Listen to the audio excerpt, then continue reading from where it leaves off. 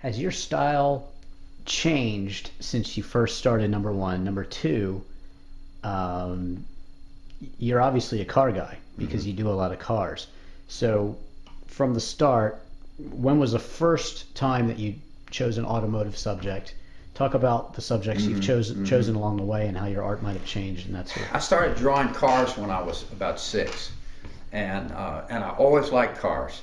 And when I was a little kid, I knew every car on the road. I could tell you the mark. I could tell you the model. I could tell you the year. And I started doing that, I guess, in about 1952, 1953. I really started identifying cars, and I was really interested in cars up to about 1961. And after 1961, I sensed that there started to be a sameness in the cars that didn't excite me anymore. When I was a kid, my granddad used to buy a new car every year, and we would always go down to the dealerships in Richmond, and there was a road that's still there called the Boulevard, and it was lined on both sides with car dealerships. And when you wanted to buy a car in Richmond, that's where you went, because all the car dealerships were there in one area. And we used to go into all the dealerships and look at the cars, and my grandfather would expound on, why this was a great car, why this was a crummy car, what he liked about these. And I just took it all in. And I was really attracted to cars. I started drawing them when I was about 6. And then I would doodle them as I got older. They became parts of cartoons, and I really enjoyed drawing cars. And then I really enjoyed cars personally, and have always kind of been a car guy, and I've always liked cars. And I put cars in my work because cars are so much a symbol of what our society is, the mobility of our society, and it represents so much, the affluence of our society, not only the mobility, but it's a symbol for Americanism, not like in any other country except maybe Germany. And Americans are crazy about their cars, and not only that, their cars are really necessary because this is such a big country, it's so spread out. My cars are kind of iconic. I will rarely do a car unless it is cool.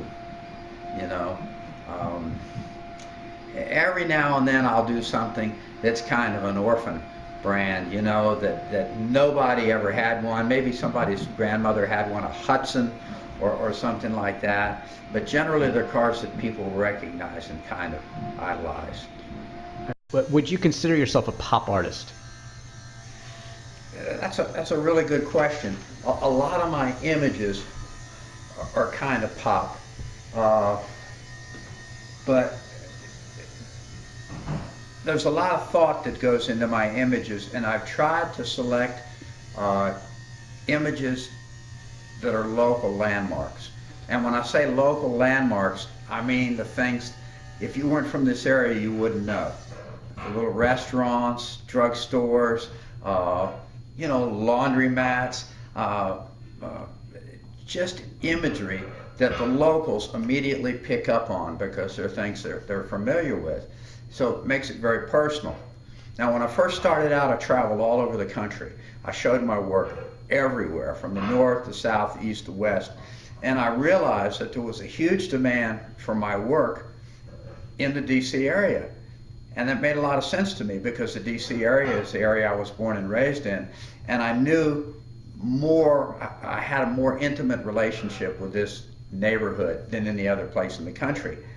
And I began to see that there was plenty of opportunity for me to make a living here locally without having to go so far. So what I found was that I had the most success being a big fish in a small pond, and the small pond being the DC area. When I tried to overextend, the things I would get when I showed my work in Cleveland, people would say, "Wow, we really love this stuff. What have you done of Cleveland?" That's a perfectly good question. And I thought, well, do I want to be a Cleveland artist? And the answer was no. I want to be a DC artist. I want to do images that people will recognize in this area. And so that's really, I've kind of pulled all my scope in from a national scope and really downsized to be a local artist. When I look at your art, I see glimpses of Warhol. I see, Warhol did Mercedes. He did a lot of cars. He did a lot of car art.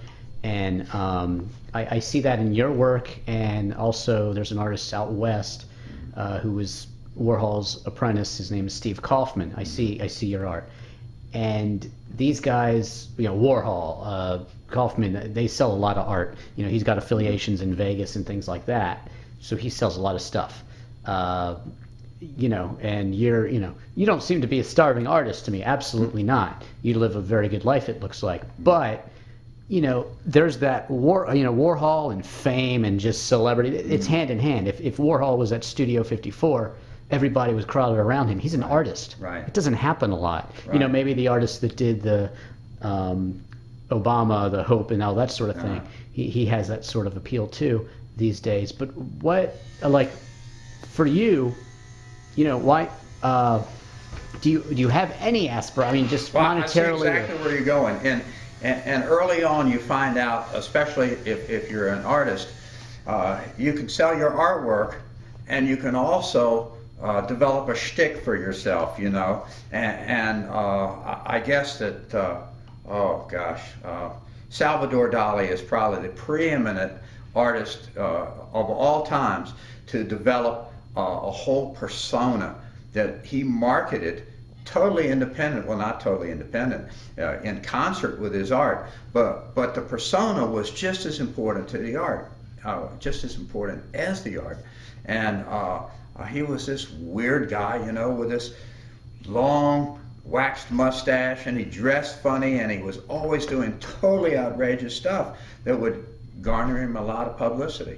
And now for me, I always felt that my artwork was terrific, and I wasn't going to have any problem if I was honest with myself and I did the best job that I could do with my artwork, that I didn't need to be a personality. I could sell my artwork. My privacy is really important to me. I really relish the time that I spend at home with my family, and I don't like to go places and be recognized in public. I like to be able to do whatever I want to do and not have my art career infringe on my personal life. So I've made a real point of protecting my private life.